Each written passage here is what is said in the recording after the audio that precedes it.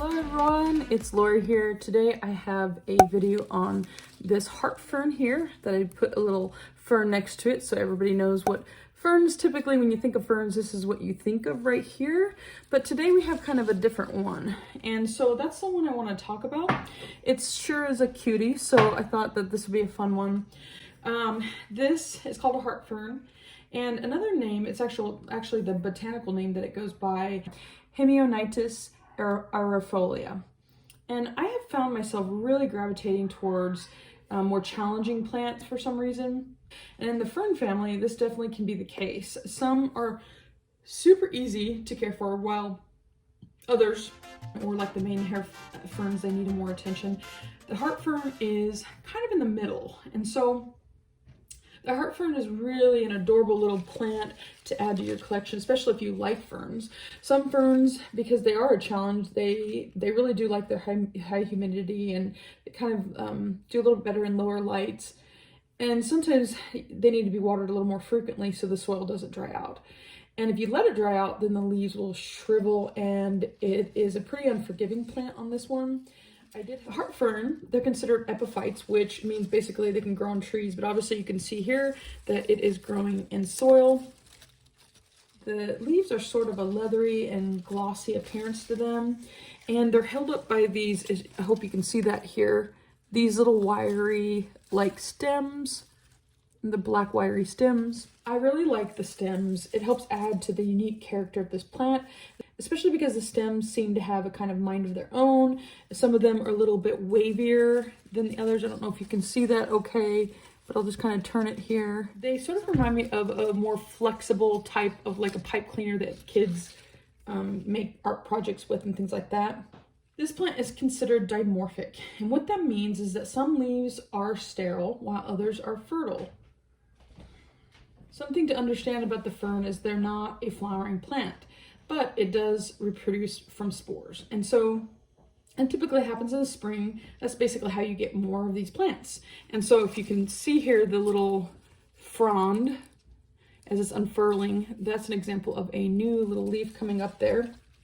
Typically the spores are found on the underside of the leaf, and that's for most ferns. But right now on my plant, there's really nothing. I don't see anything. It's a relatively new plant, so there's really nothing that I see underneath right now as far as any kind of spores that I can tell. Now, spores are really cool because they store genetic material or information with the new fern. And I remember when I knew nothing about ferns at all, when I actually saw a few spores on one of my other ferns that I have, I thought it was some kind of disease. And actually, I'll show you here. So this is the fern that I have downstairs. And I would see these little dots. Not every single one of the leaves have this, but they have these little dots on the underside. And I thought something was wrong with the plants, but it's really how they reproduce. And so there's nothing wrong with them. Of course, this is, you see it's kind of dead and browning, but eventually they mature and they fall off onto the soil. Then the spores sprout and you'll see a frond coming up. So I don't know if this is exactly how these work, but you can see that little frond there that's coming up. That's super cute. I'm always super excited once I see a frond coming up in any of my ferns, because I just know it seems like it takes a little bit longer for them to do that. One of the interesting things I read is how you can tell the difference between a sterile leaf and a fertile leaf. Actually, by the shape of the leaf. Now, I haven't gotten this down on this plant here, but basically the fertile fronds are going to be more arrowhead shaped on the leaf, and they're going to tend to have taller and thicker stems, supposedly to reach the wind and scatter the spores.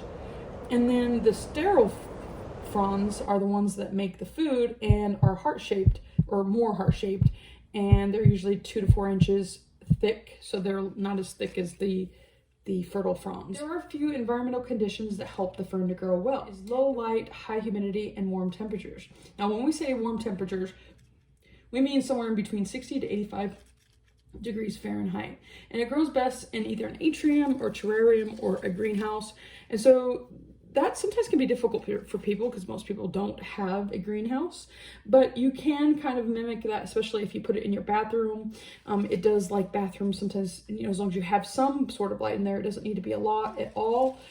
And you don't want to put these in bright light. Now, another thing that's important is that it does not get dried out. This can be a big turn off for some people because it does take some extra attention. I wouldn't quite call it a diva, but I definitely think it needs a little more attention than some of my other plants. The soil should be evenly moist and not soggy, and they love the humidity. And so you could even get like a little humidifier and put it in that area to help maintain the higher humidity. And like I said, the bathroom is a great place for that reason because it's usually going to be a higher humidity.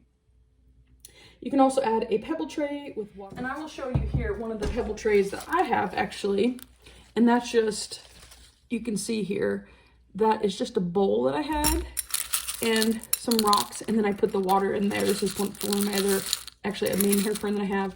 So you could do it like that. I don't know if you can see that well, but like basically fill the water up. You can fill the water up, and then this would go on top of it like that. So it does like to be constantly moist, but definitely make sure that it's not too soggy. This can actually cause root rot, and so it still needs to be a well-draining soil. GardenKnowHow.com, they actually recommended this soil here. I love the site. I think it's absolutely amazing, and this is the recommendation. So I'll put this here. It's a mix of clean aquarium charcoal, 1 part sand, 2 parts humus, and 2 parts garden soil, and with a bit of a mixture of fir bark for both drainage and moisture. With watering, you want to try to use soft water, was another recommendation by this site. Or if you don't have that, you can actually if you don't have soft water where you live, you can actually take a container and put hard tap water in and allow it to sit out overnight. And that's supposed to help to, I guess, get rid of some of the chemicals. And you can do this, I would probably do it for about 24 hours to sit out. Well, that's pretty much it for this video today. I just wanted to tell you a little bit about this cutie and also let you know that it is something that you're not going to find this in a normal plant store. You usually have to go to a nursery to find it. This is worth every penny. It hasn't really been too difficult for me to take care of. I'm super excited that I have it, and it's doing pretty well. I do keep the soil evenly moist but not soggy, and I think that really does seem to help it quite a bit. So yeah, I would definitely recommend this plant here, and you can see the tag. Put the tag there too. I think that it did cost me like $6.99 or $7.99, and I got it at a Colonial Garden nursery. All right, everyone, please make sure to subscribe for more plant information and hit the thumbs up if you like this kind of video and the notification bell for when the latest video comes out. Take care.